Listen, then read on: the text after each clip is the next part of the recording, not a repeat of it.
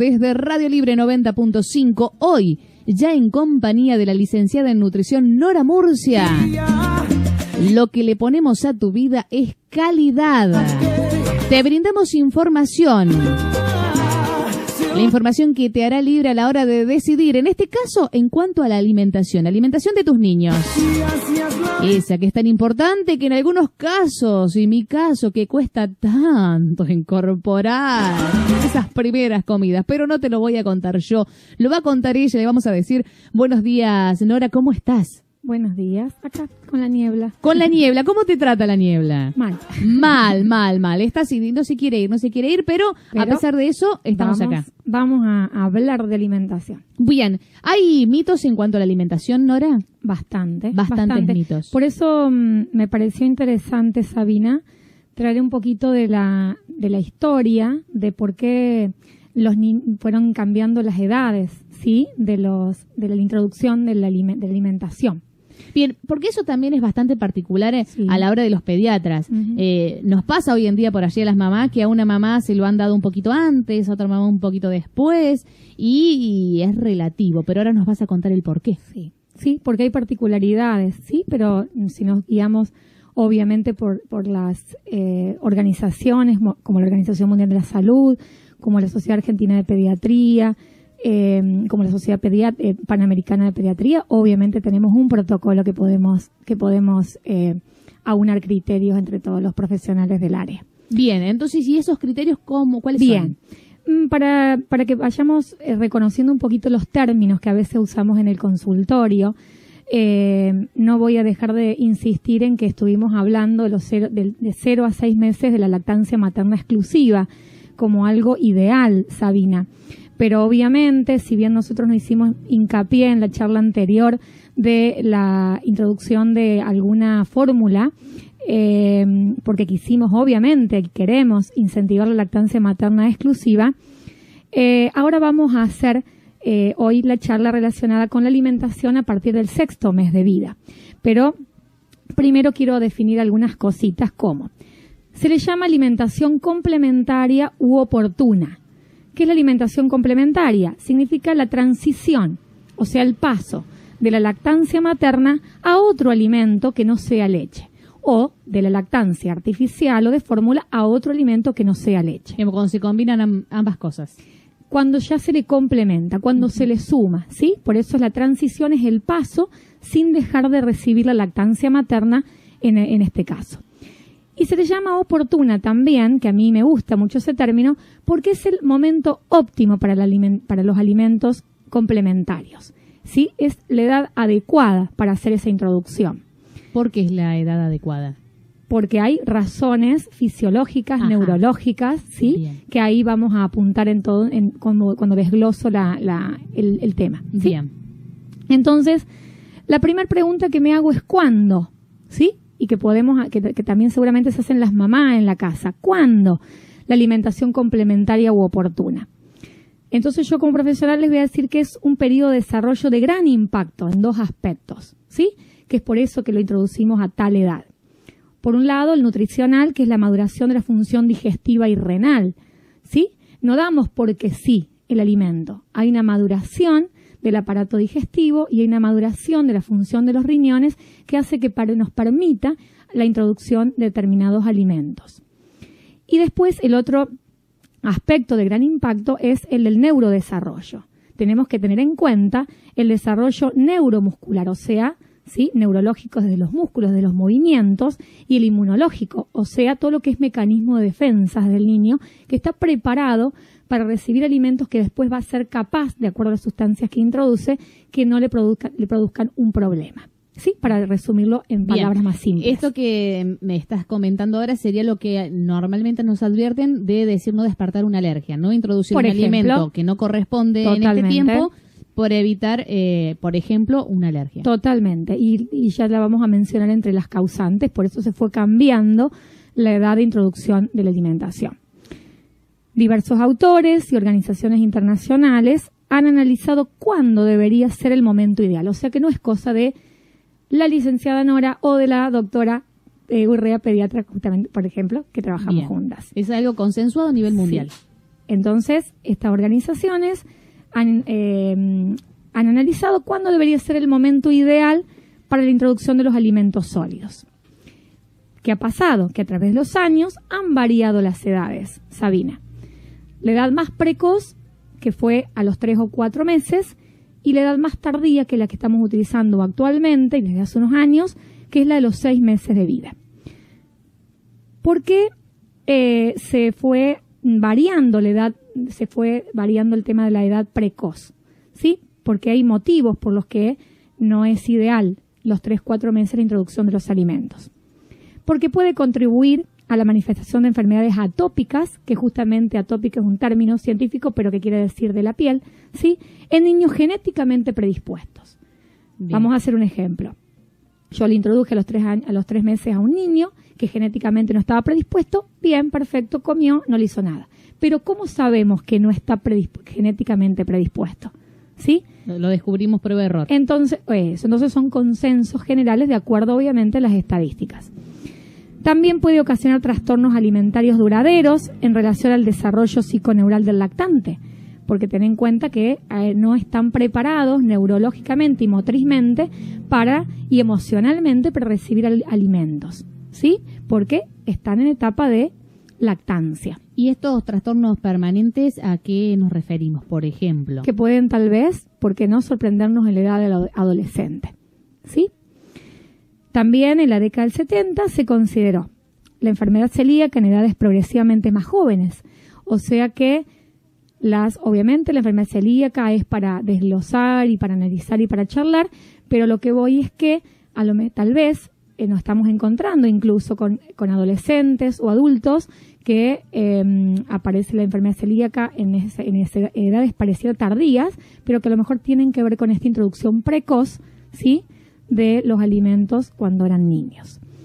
El aumento de niños con sobrepeso. Se consideró que a menor edad, la introducción de los alimentos, más sobrepeso había en las estadísticas. La mayor prevalencia de concentración de urea y electrolitos en plasma, y que no suene muy científico. ¿Qué quiero decir? Que justamente la función renal de los riñones no estaba acorde a recibir determinadas sustancias que tiene que el riñón filtrar, entonces se concentra en la sangre urea y electrolitos, que son 2 elementos que si están de más nos pueden perjudicar la salud del niño, ¿sí? Bien. Para hacerlo simple y que me interpreten el por qué, ¿sí? Porque nos pasa que a veces, Sabina, hasta la cantidad de leche que dan de más en mamadera nos puede dar este problema, y es un gran tema de conversación en el consultorio, ¿sí?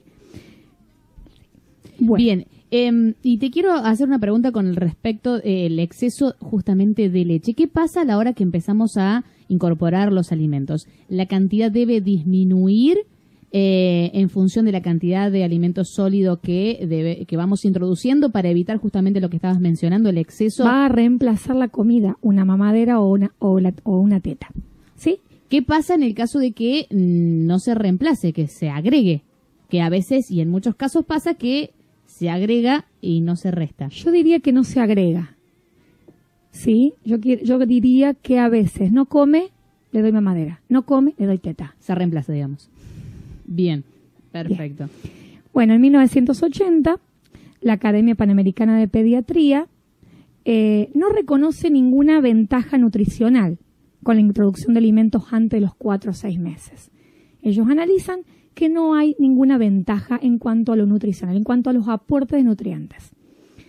Porque obviamente esto reafirma que la lactancia materna es lo ideal, ¿sí? Es lo suficiente, o como decía la doctora, necesario. Claro, como decía la doctora Urrea el otro día en la charla, que tiene los componentes, si hablamos de porcentajes de hidratos, proteínas y grasas, tiene los componentes medidos, calculados y exactos en cada mamada. O sea que hasta el momento hemos visto todas las cosas que son en contra de la introducción precoz del alimento y hasta ahora pro no tenemos. Ya lo vamos a definir entonces al final, cuando sepamos por qué introducimos a los 6 meses. Entonces en 1980 se reconoce que no hay ninguna ventaja. Entonces en 1984 la Organización Mundial de la Salud recomienda a los 6 meses como ideal, ¿sí? y lo reafirma en 1998. Por eso, del otro lado de la radio, seguramente hay mamás que tienen niños con edades distintas y se van a ir dando cuenta que por qué mi primer hijo comió a los 3, mi primer hijo comió a los 4 y después ahora tiene un niñito que comió a los 6 meses de vida. Por las edades distintas de su nacimiento se va a ir dando cuenta cómo fue cambiando también las recomendaciones del protocolo pediátrico. Bien, siempre manejándose en función y en base a estadísticas que van de alguna manera contraponiendo pros y contras ante una u otra iniciativa. Se ha ido retrasando el inicio, hoy en día es a los 6 meses. Sí, totalmente. Bueno, ¿por qué se hace? ¿Por qué se introduce la alimentación complementaria en general? ¿Sí? Bien. Sin definir la edad, sino porque obviamente ya tenemos claro que es los 6 meses, ¿sí? Pero ahora decimos el por qué la introducción de alimentación complementaria. ¿Por qué tiene que dejar de ser teta sola o mamadera y teta o mamadera y empezar a comer sólidos? Para complementar el aporte de calorías, proteínas y otros nutrientes, ya que no se cubren solo con la leche, hablando obviamente de la materna o la fórmula, para estimular el desarrollo psicosensorial del niño, gustos, olores, colores y texturas. La época que nos gusta tanto a las mamis, que agarran la comida, se la ponen en la cabeza, en la ropa, en la sillita, que queda todo así como con papilla, pero bueno, es básicamente necesario. Están descubriendo. Alimentación, o sea, la alimentación a veces pasa a ser un juego, pero vos fíjate que me estás reafirmando lo que estamos diciendo. La textura, lo tocan con la mano, ¿sí? Lo llevan por todos lados, lo ponen en la boca, no saben qué tienen que hacer, ¿sí? Porque también tiene que ver con el desarrollo psiconeural, que quiere decir si son capaces de succionar, protruir, que significa escupir, tragar, van desarrollando también neurológicamente esos algo que para puntos. nosotros parece tan elemental Sí. y tan básico, es todo un aprendizaje. Todo un aprendizaje. Entonces, otro por qué, para crear patrones de horarios y hábitos alimentarios. Es un momento importante la introducción de los alimentos con horarios y con hábitos. Una pregunta con respecto a los horarios y los hábitos. El tema de comer los niños solos primero, incorporarlos a la comida familiar, ¿cómo manejamos el contexto familiar a la hora de comenzar a alimentar a este niño? Muy buena pregunta, lo uso mucho en el consultorio, las que escuchen lo saben. Les digo siempre que cuando empezamos la primer papilla hay que dedicarle un tiempo al niño. Entonces, lo ideal es que coma antes. Incluso les pautamos con la pediatra un horario que no es caprichoso, como yo siempre les digo, sino que es hasta de organización de la familia. Que coma entre las 11, la primera comida que se introduce es el almuerzo, se lo introducimos entre las 11 y las 11:30, porque le da tiempo a la mamá a dedicarle ese rato que necesita el niño para comer. Porque si yo pretendo que la mamá, mientras está comiendo ella y el resto de su familia, le está queriendo dar la cuchara al niño que recién empieza a comer, ni el niño ni la mamá. Porque también tengo que pensar en la tranquilidad de la mamá cuando está dando de comer. Entonces, eso va generando un hábito de horario. Pero al llegar a la mesa familiar, que es al año, nosotros llamamos mesa familiar o comida familiar, ahí sí ya lo hacemos parte de la mesa, porque es como decías vos antes, ya empieza a querer solo, ¿sí? Aparte vamos a ir hablando de esto, del desarrollo, de los movimientos, de lo que desea. Entonces ya puede hacerlo solito o si no lo hace solito, ya no es lo mismo que al principio, cuando la mamá tiene que ir viendo lo que va comiendo el niño, cuánto come, esto sí, esto no, ¿sí? Entonces, de alguna manera estamos un poco más entrenados, tanto el niño que comienza como la mamá al introducir el alimento. Pero ¿por qué también hago tanto hincapié en el tema de los horarios? Hagamos esto de aprovechar el momento oportuno del horario en esta edad, porque te decía antes, a veces, y bueno, no come, le doy teta. No come, le preparo una mamadera. El niño va incorporando esa información. No incorpora que en determinado momento del mediodía hay una comida importante, aunque coma poquito. Entonces, es una edad importante para crear patrones de horarios y hábitos alimentarios. Otro por qué, para contribuir al desarrollo fisiológico de la estructura de la cavidad orofaringea y los procesos masticatorios. Bueno, Lo resumo. traducime porque ahí me perdí. Totalmente.